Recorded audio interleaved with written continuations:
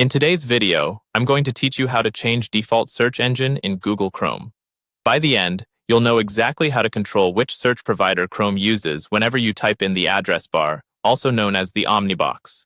This is useful if you prefer a different set of results, want a particular layout for news and images, or simply want your browser to behave consistently across your devices. Start by opening Google Chrome on your computer. Look toward the very top right corner of the window for the three-dot icon. This is the main menu for Chrome, sometimes referred to as Customize and Control Google Chrome.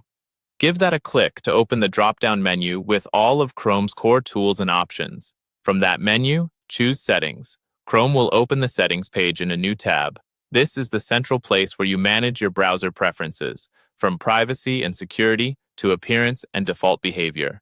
On the Settings page, look to the left sidebar and select Search Engine. This section is dedicated to how Chrome handles searches from the address bar and the new tab page. If you don't immediately see the sidebar, the window might be narrow.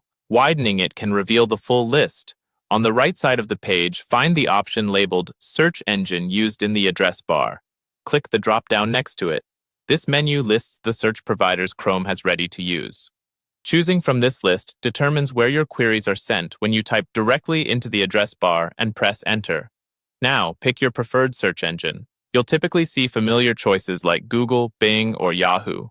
Select the one that best fits your needs. For example, you might want results that highlight your interests, a specific look and feel for image or video searches, or a provider you're most comfortable with from a privacy or personalization standpoint.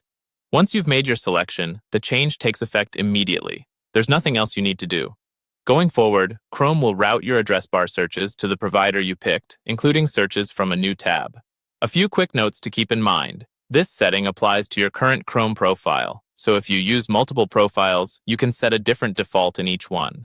If you notice the setting is locked or keeps reverting, that can happen on devices managed by an organization, or if an extension controls your search settings.